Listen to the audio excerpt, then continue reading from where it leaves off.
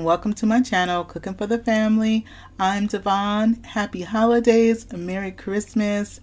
I am going to be making some chocolate oatmeal cookies. These are the ingredients that I'm going to be using. Ready? Let's get started. For our dry ingredients, I'm going to be using some old-fashioned oats, and we're going to be using 2 cups of old-fashioned oats. And then in addition to that, we're going to put in some flour. I'm using unbleached all-purpose flour, and this is 1 cup plus another 1/4 of a cup. So total of the flour is 1 1/4 cups. Then we're going to put in a little bit of salt, and I'm going to be putting in a 1/2 teaspoon of regular table salt.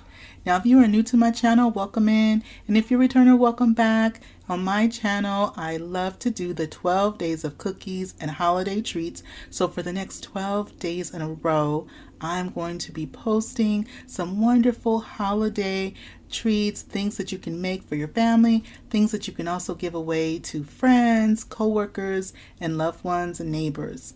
So I also put in a little bit of baking soda, and that was 1 teaspoon of baking soda.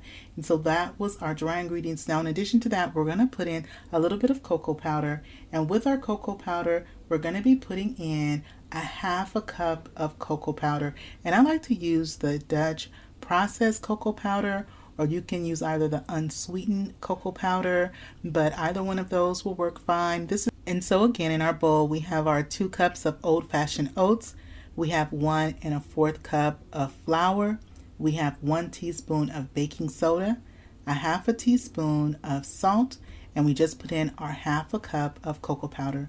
We're going to go ahead and mix all of our dry ingredients together, and I'm putting these in a medium-sized bowl, and we're going to be using our large bowl for our wet ingredients. So once you have your dry ingredients, go ahead. You want to mix everything together till you have no streaks of cocoa powder, and everything is going to be nice. It's going to be a light cocoa color because you want to make sure that everything is mixed together. Just like it's looking there, that's what you want your dry ingredients to look like. So once I have that all mixed in, I'm going to start on my base for my cookies. Now for the base, we're going to be using salted butter, and I'm using 2 sticks of salted butter. The 2 sticks of salted butter are nice and soft, and this is the equivalent of 1 cup. Now once I put it in my bowl, go ahead and whisk it. It should be nice and soft. You definitely want it to be nice and soft, so that way we can start to blend in our sugars. For my sugars, I have 1 cup of packed light brown sugar, and then to that I'm also going to add a 1/2 cup of regular granulated sugar. Now while I'm making my cookies, you'll see me switch back and forth between my wire whisk and my spatula, and that's because some parts are going to be easier for me to use the whisk, and other parts when I'm mixing, it's easier for me to use my spatula because I'm not using my big mixer bowl, because you can totally make these cookies without having a big mixer or a hand mixer. You can just go ahead and do it by hand, but having a wire whisk and sometimes having a spatula does make it a little bit easier when you're trying to cream everything together. So once I've kind of mixed those together, then I add in 1 teaspoon of vanilla extract, and then to that I'm going to add in 2 large eggs. My eggs are at room temperature. Room temperature eggs are going to blend so much better when it comes to putting them in our mixes and our batters. I like to add my eggs in 1 at a time. And again, in my bowl, I have 1 cup of packed light brown sugar, a 1/2 cup of regular granulated sugar, my 2 sticks, which is equal to 1 cup of salted butter that was softened, and 1 teaspoon of vanilla extract. And so I creamed those together, made sure they were nice and creamy and frothy, and then I went on and I started to add in the dry ingredients. Now earlier when I was putting together the dry ingredients in the bowl, that was for the cocoa powder, a 1/2 cup. I did 2/4 of a cup measurements to equal the 1/2 cup, because I know in one of my other vlogs someone asked me because I did it twice, and that's because a 1/4 cup, those together come to a 1/2 cup, and so that was a 1/2 cup of cocoa powder. So once I have all the dry ingredients, I go ahead and mix everything together. Then we're going to add in 1 package of milk chocolate chips. This is an 11-ounce package. We're going to use the whole pack. Go ahead and mix. Make sure everything is nice and well blended.